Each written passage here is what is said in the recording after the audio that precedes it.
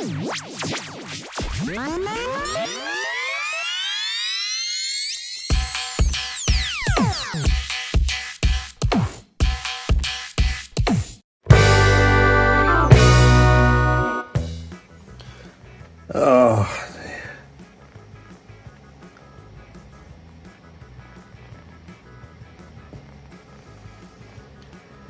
we'll get there.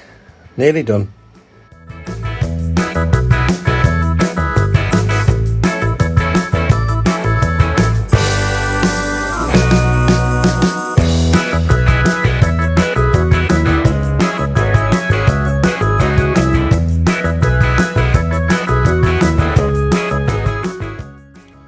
Alright, so I've done a load of soldering. So we've got what was I thinking? Something. Okay. Power coming in. Dual pole switch through the switch.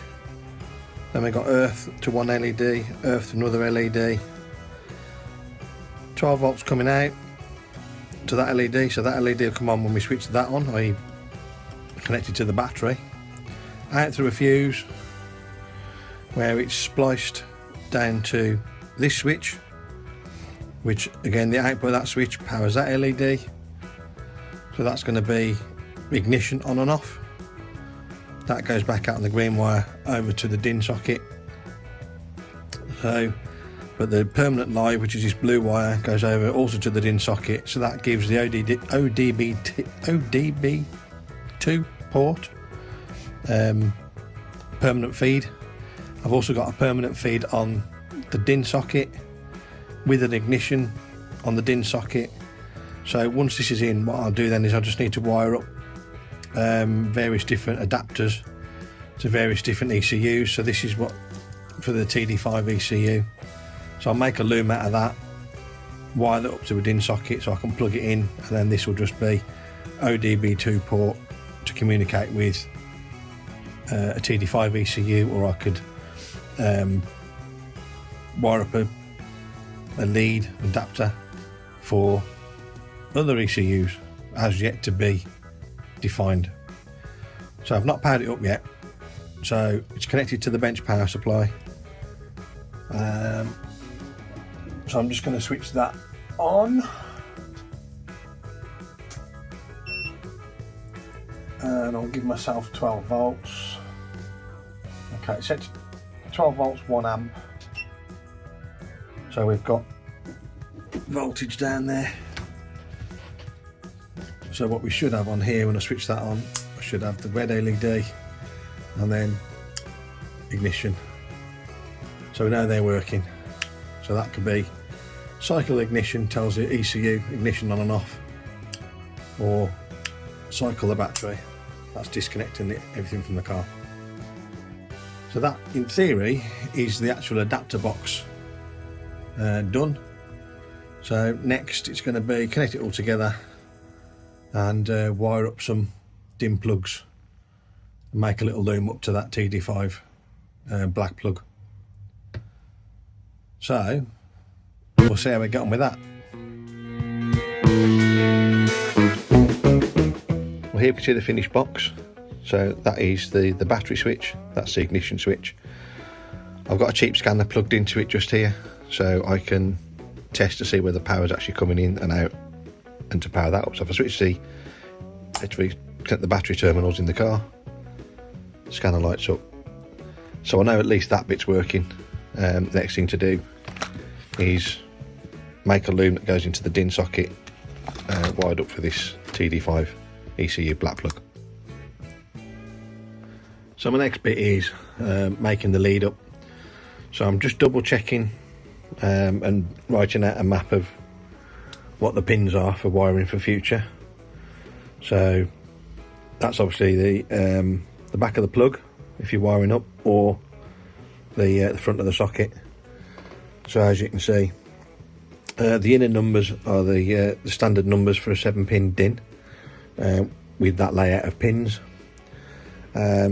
So I'm basically, if I start at the top there and work my way around, so as you can see, I've got a ground, L line for future use, not connected, K line, another not connected, Then I've got my permanent 12 volt supply, which is off the battery switch on the front of the box.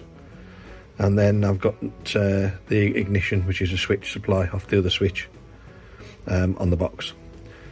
So that's the pin outs, and I'm just going to find some wire, because I think this stuff I've got here is a bit thick for making up a nice lead. I'd probably use one of those for maybe power. I don't know, I'm going to strip it back and have a look, see if it will go into the pins nicely. But I used to have, and I don't know if I've got any left, but I used to have some wire that used to be used for RS232 serial connections. Basically it was fairly decent wire. Oh, actually, while I'm saying that, I know what I've got that'll do that, that's got enough cores in it. Alarm cable, that's twisted rather than solid strand cable. So I think I'll go and dig a bit of that out. That'll be small enough to fit in there. But I might use one of those for power, just so we've got enough current for the ECU. So I'll go and do that and cut back. Right, I've started on the TD5 ECU black plug. So I made myself a little plug. There we go, with some ends on it. Double the wires up on the bell wire, alarm wire. Should be just enough current needed for the ECU. So 2 grounds, so there's a signal and ground. I'm just going to wire them together. That's my K line, I think, but I will draw this up a bit because there's, I don't know if I said that earlier actually, but the plug I've got must be off a disco in terms of some of the colours are different coming out of my black plug. But there we go. So I'm not going to video all of me soldering this, but I'll do it all, and then before I heat shrink it, I'll cut back and show you. Whoa, well, hang on a minute. Whoa, so got to check what I'm doing. So I'd written down and probably been said while doing this, pin 19 is the K line. No, it's pin 18. So I've re-amended my scribble.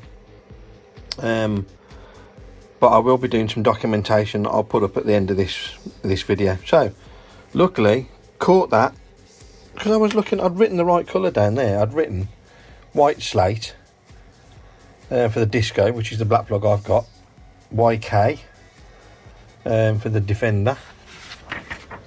So that would have been yellow and pink. But the Discovery one, I mean, they're the same colour codes anyway, but the disco one, again, WS, so it would have been white slate. And when I'm looking on the wire, thinking that's not right. So I looked at it and thought, oh, hang on a minute. So I double checked it anyway. So I don't know if that'll say, come on, focus. There we go. So that's like a white slate. So that's my K line. I've just put all the unused ones in a bit of heat shrink just to keep them out of the way.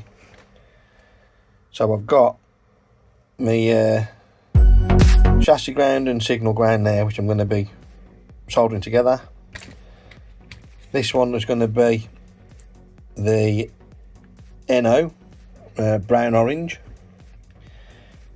and then we've got pin 33, which is on the disco white, so that's my ignition signal. I've done some reading, and apparently some of the old MSBs need pin 36, so I'm leaving that out of the heat shrink. I'm going to try it without, but if I need to, I can pull that up with some voltage as well. Apparently some of them go to sleep if there's no voltage on that. I don't know. Anyway, so it's in progress.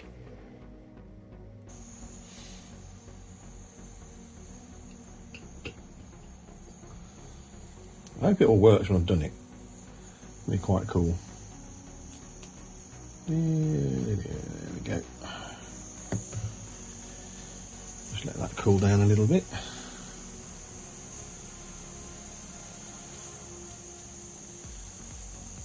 I've done this before now, and you've got the joint is still too hot. You got to slide your heat shrink down on it, and it shrinks as you get to the joint. So yeah, that was a lesson learnt. And one advantage of a gas soldering iron is you can just heat shrink your tubing at the same time. I think it's quite therapeutic watching heat shrink tubing shrink. There we go. Just got one left to do now, which is the ignition, and then we'll be due to test it. Right, so there's my Heath Robertson lead all made up with my handle logo, so it's all patched in there. That's my spare 36 pin in case I need it, but we'll see. Yeah, let's get an ECU down and see if we can blow it up. Okay, so I've got an MSB ECU. I am going to convert this, but that's a different video. So that's what we're going to use. I'll just get this all set up on the bench. Okay, power set up. I've got it to limit at 2 amps. So I'll flick the battery on. Hopefully. Oh. Why haven't I got any power coming out of there? Well, that's not a good start.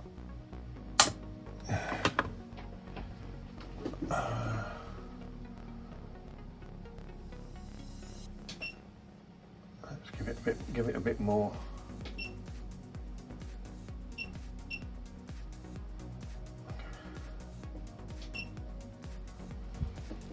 Let's give it a bit more juice. There we go. Yeah, I'd limited it to 2 amps. Well, it's not drawing 2 amps, but it's working now. Anyway, so that's that. Ignition on. Now I don't know whether this will actually read an MSB ECU, but we'll see.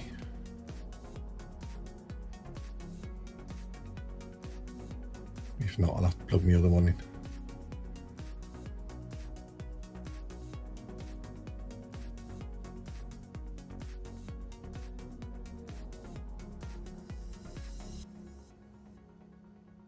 Communication error. Oh.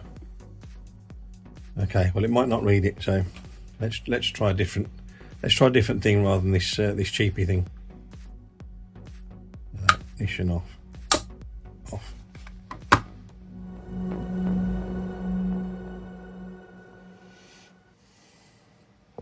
Right, so I've got my other scanner on. I don't know if you can see that there.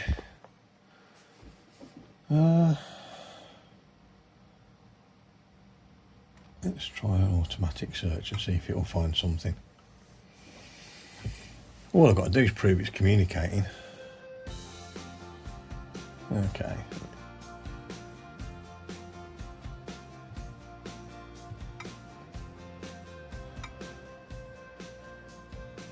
Well, I think this is off a discovery, but we'll...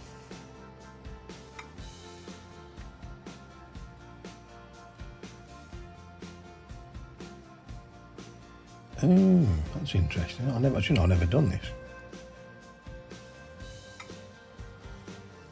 Let's just see if it communicates.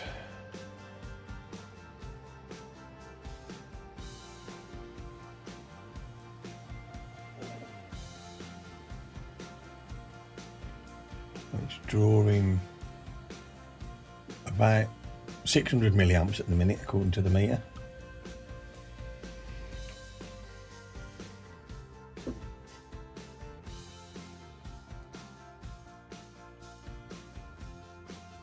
Will it work?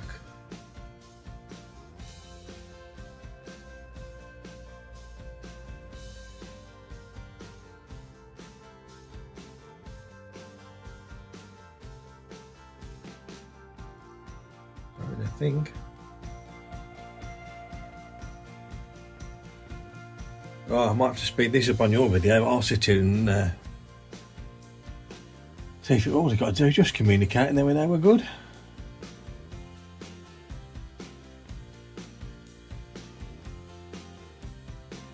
Otherwise, there's a lot of unsoldering to do and cutting away of each shrink. Oh, he's not complaining.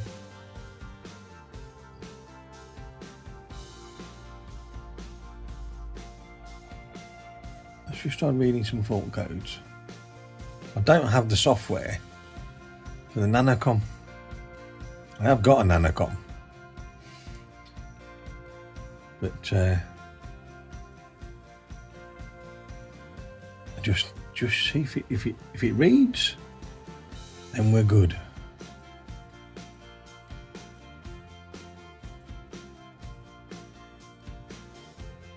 Oh, communication error.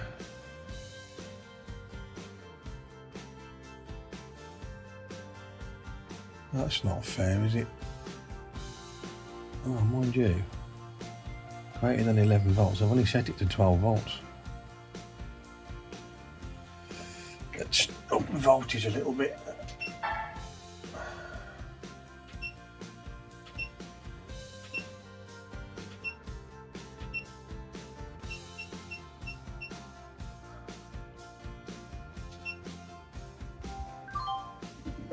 Okay.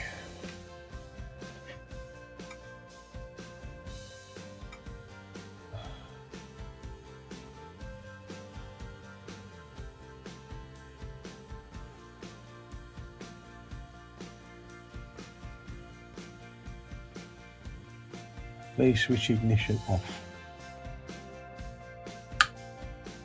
Okay. Wait in 10 seconds, sure the ECU is powered down. Okay. That's only detecting voltages. Please ensure ignition is on position 2.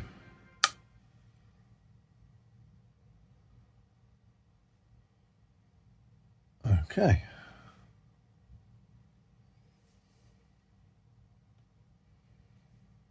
Oh, no fault code. Ah, that means it's reading. It needed a bit more voltage. So I had the power supply set to exactly 12 volts. So I've set it to 12.5 volts. Okay. Back. Version information.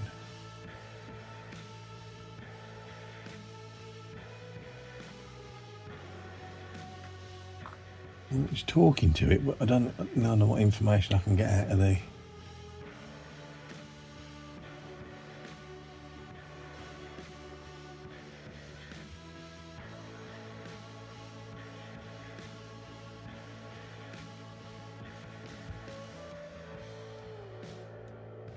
Will there be nothing on here because I haven't got anything tested?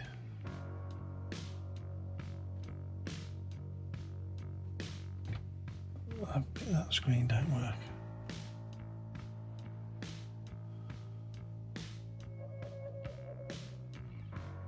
Come on.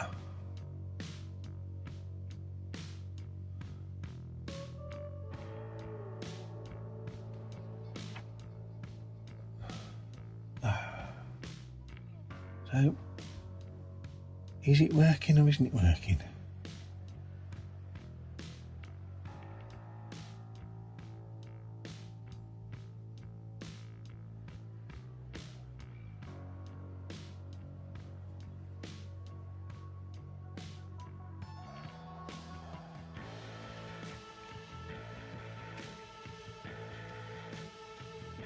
Oh, read and set injector. So if we read them, it should read what's in here, shouldn't it? If you have green injectors or EU3 engine, press yes. Otherwise, press no. Like those.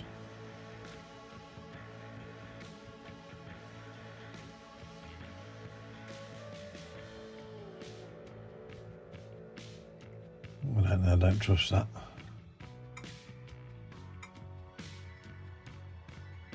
communication. So every time it goes to read something, it fails. I still don't know if it's actually talking to this ECU or not.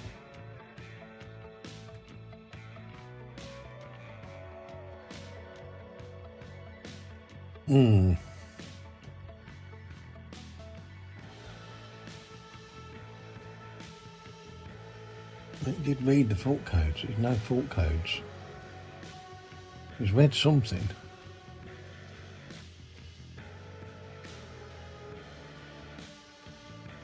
Subsystem tests. Oh, ECU self-check.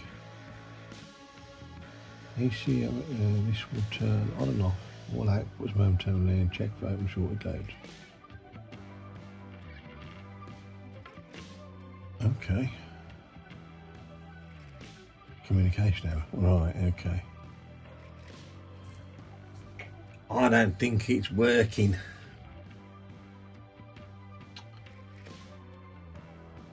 Okay, I think I fucked up.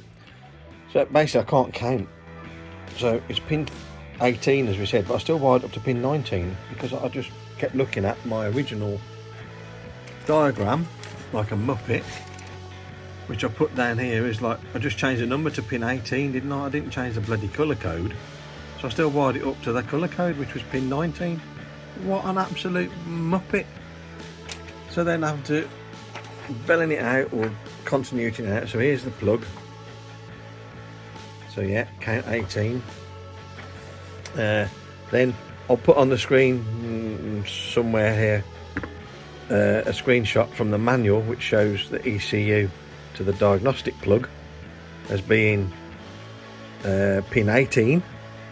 Pin 18 was pink, which is K, and on the old wiring diagram colours, yeah, K, pink. Although it says central locking or something there, so I'll ignore that. That's the fender. This is just one ECU, pink. So I could not be bothered to unwire all my things. So what I've done, I just cut the wire and looped the pink wire onto the wire that's all in here. Tested it all out, so it's all there now. So we'll have a go. So now, oh, now what's happening? Oh, I know what it is. I have to switch them. Do you know what? It's nearly time for cider, definitely. Right. Switch the power supply on. Then switch that on. Then switch the ignition on. Now, what do we find on here? Was it? Oh, I should. You can't see what I did in October, but that would be really annoying. What did I do before on here? I think it was. Was it subsystem tests? ECU self-check. Oh, communication error. What is going on, man? Everything's plugged in.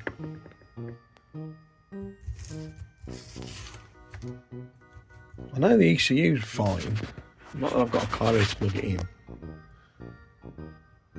But I mean,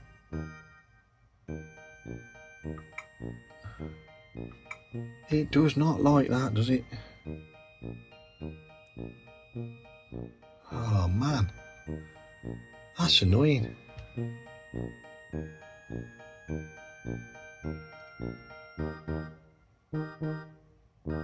You know what I'm going to do? I'm going to try my little cheapy one again. Hang on.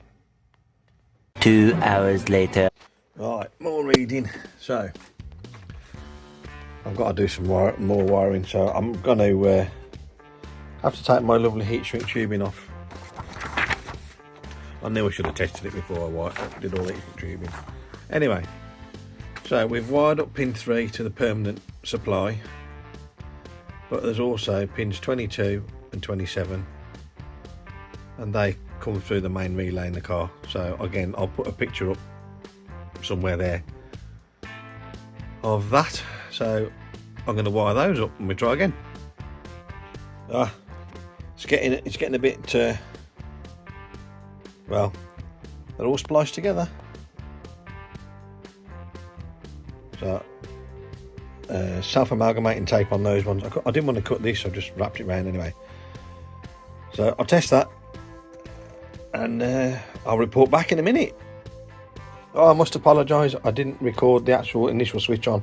However, the extra power there, and it read the fault codes. So, excellent news.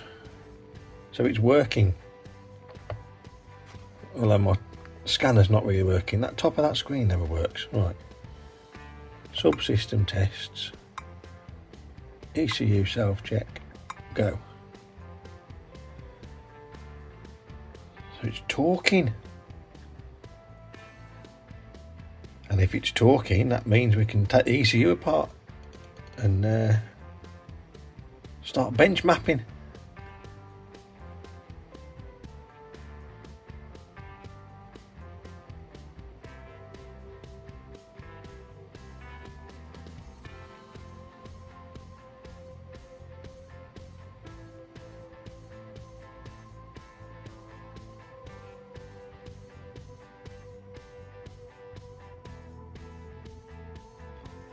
Oh, it says it's passed. So that's good.